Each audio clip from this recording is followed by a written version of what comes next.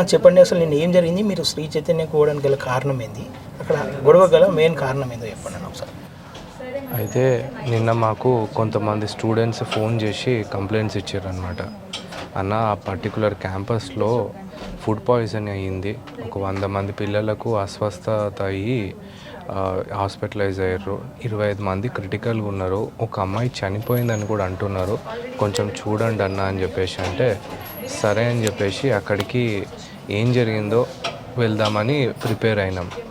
Mean while మాకు ఖమ్మం నుండి కొంతమంది పేరెంట్స్ కాల్స్ వచ్చినాయి, వాళ్ళ అమ్మాయి ఫుడ్ పాయిజన్ అయింది, ఇమీడియట్లీ రాత్రి తీసుకెళ్ళిపోండి అని చెప్పేసి వాళ్ళ అబ్బాయి ఎవరైతే ఉంటారో వాళ్ళ బ్రదర్, అమ్మాయి వాళ్ళ బ్రదరు, అతను హైదరాబాద్లో ఉంటే అతన్ని అక్కడ పంపించి తీసుకొని వెళ్ళారనమాట.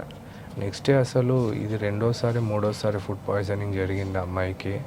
అసలు ఏంటి ఒకసారి ప్రశ్నించాలి అని చెప్పేసి నాకు వాళ్ళు కంప్లైంట్ చేస్తే ఖచ్చితంగా ప్రశ్నించాలండి, అందులో తప్పే లేదని చెప్పేసి మేము అక్కడికి వాళ్ళతోని వెళ్ళడం జరిగింది.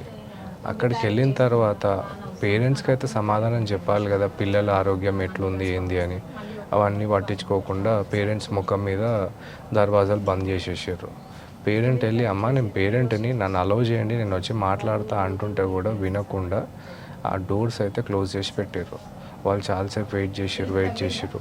మేము కూడా ఒకటే ప్రశ్నించినాం ఆ కాలేజ్ యాజమాన్యాన్ని, ఏంటి అంటే ఒకసారి 2 సార్లు 3 సార్లు అంటే అది పొరపాటు అనుకోవచ్చు, కానీ ఇప్పుడు 5 సార్లు ఫుడ్ పాయిజనింగ్ అయింది అని అంటే అది పొరపాటు కాదు, అలవాటు అని చెప్పేసి గట్టిగా మాట్లాడితే వాళ్ళు అది తట్టుకోలేక ప్రతిసారి ప్రతి ఒక్క విద్యార్థి సంఘాన్ని కొనగలుగుతున్నారు, కానీ మాలాంటి వాళ్ళని కొనలేకపోతున్నారు. ఇక వీళ్ళకు లాస్ట్ ఒకటి ఏంది అని అంటే దాడి ఒకటే కరెక్టే అని చెప్పేసి ప్రీ ప్లాన్డ్గా అక్కడికి ఫస్ట్ పోలీసులకు ఇన్ఫర్మేషన్ ఇచ్చి పిలిపించి అత్యంత దారుణమైన విధంగా నా మీద, మా పార్టీ సభ్యులందరి మీద దాడి చేసారు. మేము దాడి తర్వాత పిఎస్ కూడా వెళ్ళడం జరిగింది. పోలీస్ స్టేషన్లో ఎట్లా ఉంది, రెస్పాన్స్ ఎట్లా ఉంది, ఏమంటా ఉన్నారు పోలీసులు అయితే ఆ సిఐ అయితే ఏమన్నారంటే కానిస్టేబుల్ అని పిలిచి ఏం జరిగిందని అడిగితే కానిస్టేబుల్ అక్కడ అబద్ధం చెప్పారు, పేరెంట్స్ వీళ్ళకి రివర్స్ అయ్యారని చెప్పారు. అంటే అక్కడ ఒకటి క్లియర్గా అర్థమవుతుంది, ఏదో గూడుపుట అని అలుదామని చూస్తున్నారు పోలీసులు అని. ఎందుకంటే పేరెంట్స్ చెప్పితేనే మేము అక్కడికి వెళ్ళినామని మా దగ్గర క్లియర్ ఎవిడెన్స్ ఉంది, పేరెంట్స్ స్టేట్మెంట్స్ కూడా ఉన్నాయి. ఇక దాన్ని మ్యానిపులేట్ చేద్దామని చూస్తున్నారని అయితే నాకు క్లియర్గా అర్థమైంది. సరే అని చెప్పేసి అక్కడ ఒక రిటర్న్ కంప్లైంట్ ఇచ్చి దయచేసి ఎఫ్ఐఆర్ చేయండి అని రిక్వెస్ట్ చేసి నిన్న ఎవరైతే నాతో పాటు వచ్చారో వాళ్ళకు గాయపడ్డారు కాబట్టి వాళ్ళందరినీ తీసుకొని నేను గవర్నమెంట్ హాస్పిటల్కి వెళ్ళి అక్కడ ఎమ్మెల్సీ చేయడం జరిగింది. ఆ తర్వాత నాకు కొంచెం మార్నింగ్ వరకు ఇక పర్వాలేదు బాగానే అనిపించింది, కానీ సడన్గా ఒకటేసారి పెయిన్స్ విపరీతంగా స్టార్ట్ అయ్యేసరికి ఇక నిన్న గవర్నమెంట్ డాక్టర్ కూడా రాశారనమాట, ఏంటంటే పెయిన్స్ ఎక్కువ ఉన్నాయంటే ఇది మీరు ఒక పని చేయండి, హైయర్ హాస్పిటల్కి వెళ్ళి అక్కడ చెకప్ చేయించుకోండి అంటే వాళ్ళ రికమెండేషన్స్ మేరకు ఈరోజు మార్నింగ్ వచ్చి ఇక్కడ అడ్మిట్ అవ్వడం జరిగింది. అక్కడ డాక్టర్స్ కూడా చెకప్ చేశారు, ప్రస్తుతానికైతే ఓకే, ప్రాబ్లం ఏం లేదు అని అన్నారు. కాకపోతే దెబ్బలు ఎక్కువ తాకడం వల్ల కొంచెం ఇబ్బందులు ఉంటాయి, ఒక 3-4 డేస్ పెయిన్స్ ఉంటాయని చెప్పేసి అన్నారు. సో ఈరోజు నేను అందరికీ చెప్పేది ఒకటి, విద్యా వ్యవస్థ మొత్తం నాశనం అయిపోయింది మన 2 తెలుగు రాష్ట్రాలలో. పిల్లలకు చదువు చెప్పాల్సిన స్థానంలో గురువులు లేరు, రౌడీలు గూండాలు ఉంటున్నారు. పిల్లలు చనిపోతే సెటిల్మెంట్ చేసుకోవడానికి ముందుకు వస్తున్నారు, కానీ వాళ్లకు సరైన చదువు చెప్పాలి, బాధ్యతాయుతంగా మన దేశ పురోగతికి పాల్పడాలని మాత్రం వీళ్ళు ఆలోచిస్తలేరు. ఎక్కడికి వెళ్ళినా కూడా ఇదే రౌడీలు, ఇదే గూండాలు. వీళ్ళకు తోడు ప్రభుత్వం ఒకటి. ఈ రాజకీయ పార్టీలకు అడ్డగోలుగా ఫండింగ్ ఇస్తారు, వాళ్ళ దగ్గర నుండి ఫండింగ్ చేసుకొని పిల్లల జీవితాల్ని నాశనం చేస్తున్నారు. కాబట్టి ఈరోజు జరిగిన ఈ దాడి కేవలం ఒక క్రాంతి కుమార్ బందెల మీదనో లేకపోతే ఒక యువజన పార్టీ సభ్యుల మీదనో కాదు, ఇది విద్యార్థుల తల్లిదండ్రుల మీద జరిగినటువంటి దాడి. తెలుగు రాష్ట్రాలలో విద్యార్థుల ప్రజాస్వామ్య గొంతుకపై జరిగినటువంటి దాడి. అట్లాంటి దాడిని ఖండించాల్సిన అవసరం ఈరోజు ప్రతి ఒక్కరికి ఉంది. ఓకే అన్న, అడ్వకేట్ క్రాంతి కేవలం శ్రీ చైతన్య కావచ్చు, నారాయణ కాలేజీల వైపే ఎందుకు ఎక్కువగా వెళ్తున్నాడు? ఆ కాలేజీల్లో తప్ప వేరే కాలేజీల్లో అన్యాయం జరుగుతుంది. ఇప్పుడు ఖచ్చితంగా ఒకటైతే వాస్తవం ఇక్కడ ఉంది. ఏంది అని అంటే శ్రీ చైతన్య నారాయణ కాలేజీలు సంఖ్యలో చాలా ఎక్కువ ఉన్నాయి వేరే కాలేజీలతో పోలిస్తే. ఆ తర్వాత ఈ మధ్య ఆల్ ఫోర్స్ కాలేజ్ అని ఓపెన్ అయింది. ఆ కాలేజీ పైకి కూడా మన పార్టీకి సంబంధించినటువంటి నాయకులు వెళ్ళి సండే స్టాప్ స్టూడెంట్ అబ్యూస్ మూమెంట్లో భాగంగా వాళ్ళని కూడా ఎక్స్పోజ్ చేసిర్రు. మళ్ళీ మొన్న ఖమ్మం వెళ్దాం అనుకున్నాం, తర్వాత అక్కడ పరిస్థితుల రీత్యా మేము ఆగిపోవాల్సి వచ్చింది. ఖమ్మంలో ఎస్ఆర్ కాలేజ్లో మొన్ననే ఒక 2 days బ్యాక్ ఒక స్టూడెంట్ అనుమానాస్పద స్థితిలో చనిపోవడం జరిగింది. సో ఈ ఒక్క కాలేజు 2 కాలేజీలను కాదు, కంప్లైంట్స్ వస్తే ఎక్కడికైనా వెళ్తాము. అండ్ నిన్న మార్నింగ్ మాకు ఈ ఫిజిక్స్ వాళ్ళ అని చెప్పేసి ఒకటి ఉంటుంది, అక్కడ నుండి కూడా కంప్లైంట్స్ వచ్చినాయి. ఫుడ్ సరిగ్గా పెట్టట్లేదన్న, ఫిజిక్స్ వాళ్ళ స్కెడ్యూల్ని వీళ్ళు ఫాలో అవ్వట్లేదు, అది చూసి జాయిన్ అయినామని వచ్చారు. సరే నేను అక్కడికి వస్తున్నాను అని అన్నాను. అదే విషయం వెళ్ళి వాళ్ళ ప్రిన్సిపల్కి చెప్తే బాబు సారీ ఏమనుకోకండి అని ఎంతో పద్ధతిగా మాట్లాడి ఆ ప్రాబ్లమ్ని నేను సాల్వ్ చేస్తానని చెప్పేసి మాటిచ్చిండు. సో కాబట్టి వేరే కాలేజెస్ మేము మాట్లాడితే వింటున్నారు, విని వాళ్ళని వాళ్ళు సరిదిద్దుకునే ప్రయత్నం చేస్తున్నారు.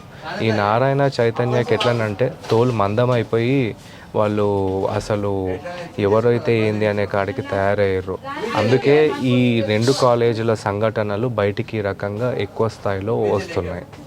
ఓకే అన్న, అడ్వకేట్ క్రాంతి అసలు ఏ ఇంటెన్షన్ తోటి ఈ పోరాటం చేస్తూ ఉన్నారు? నా ఇంటెన్షన్ వెరీ క్లియర్. మన దగ్గర తెలంగాణలో ఉన్నటువంటి స్టూడెంట్స్ అందరూ కూడా ప్రాస్పర్ కావాలి, బాగా చదువుకోవాలి, అత్యంత ఉన్నతమైన స్థాయికి చేరుకోవాలి. అది జరగాలంటే సరైన నాణ్యమైన విద్య అనేది దొరకాలి. ప్రభుత్వ కళాశాలల్లో అది దొరికే పరిస్థితి లేదని చెప్పేసి చాలామంది, సుమారు 75% మంది ప్రైవేట్ కళాశాలల వైపు పోతున్నారు. కానీ ఆ ప్రైవేట్ కళాశాలలలో నాణ్యమైన విద్య దొరుకుతుందా అన్న దానికంటే ప్రాణాలతోని బయటపడతామా అనే పరిస్థితి క్రియేట్ అవుతుంది. ఇట్లాంటి పరిస్థితి పోవడానికే మా ఈ పోరాటం. ఓకే అన్న, నిన్న దాడి తర్వాత మరి ఈ పోరాటం కొనసాగిస్తారా లేదంటే ఆపేస్తారా? ఏదైనా సరే మేము ఇది ఒకే ఒక టైంలో ఆగిపోతుంది. అది ఎప్పుడు అని అంటే నేను చనిపోయినప్పుడు. నేను చావడానికైనా సిద్ధం, కానీ వెనకడుగు వేయడానికి మాత్రం అస్సలు రెడీగా లేను నేను. ఓకే, విద్యార్థులు అంటే మిమ్మల్ని అప్రోచ్ అవుతారా లేదంటే మీరే విద్యార్థుల సమస్యలు వెతుకుంటూ వెళ్తారా? విద్యార్థులు వాళ్ళంతటా వాళ్ళే అన్ని మీడియంస్ ద్వారా మాకు కాంటాక్ట్ చేస్తున్నారు. ఫోన్ అయి ఉండొచ్చు, సోషల్ మీడియా హ్యాండిల్స్ అయి ఉండొచ్చు, వాళ్ళ కాలేజ్లోకి వెళ్తే చీటీలు బయటికి వేసి మాకు కంప్లైంట్ చేయడం అయి ఉండొచ్చు. వాళ్ళే చెప్తున్నారు తప్ప మాకు ఇన్ఫర్మేషన్ మొత్తం స్టూడెంట్స్ పేరెంట్స్ దగ్గర నుండే వస్తుంది. మేము స్వతహాగా ఎక్కడికి చేయాలని వెళ్ళట్లే. వాళ్ళు ఇచ్చిన ఇన్ఫర్మేషన్స్ మీదనే మేము వైలేషన్స్ అవుతున్నాయి, యాక్షన్ తీసుకోండి అని చెప్పి పోరాటం చేస్తున్నాం. ఓకేనా, ఫైనల్గా అడ్వకేట్ క్రాంతి వెనుక ఎవరు నడిపిస్తూ ఉన్నారు ఇదంతా? ఇప్పుడు నా వెనకాల ఎవరున్నారు, మీ వెనకాల ఎవరున్నారు అనేది అసలు ఇవాళ ప్రశ్ననే కాదు. నా వెనకాల నిజంగా ఎవరన్నా ఉంటే ఈ వాటికి అందరికీ తెలిసిపోయేటది. నా వెనకాల ఒకే ఒక శక్తి ఉంది. అదేంటి అని అంటే మన సమాజంలో ఉన్న విద్యార్థులందరికీ మంచి చేయాలన్న ఆలోచన. దాని నుండే నాకు ధైర్యం వస్తుంది, దాని నుండే నాకు ఈ పోరాడాలన్న స్ఫూర్తి వస్తుంది. నా వెనకాల ఉన్నది మాత్రము ఒక మంచి చేయాలన్న ఒక ఆలోచన తప్ప ఇంకా వేరే ఏం లేదు. ఓకే, ఫైనల్గా తల్లిదండ్రులకు కావచ్చు, ఈ సమాజానికి కావచ్చు, ఏదైనా చెప్పాలంటే ఏం చెప్తాను? నేను ఒకటే చెప్తున్నాను, దయచేసి తల్లిదండ్రులు అందరూ అర్థం చేసుకోండి.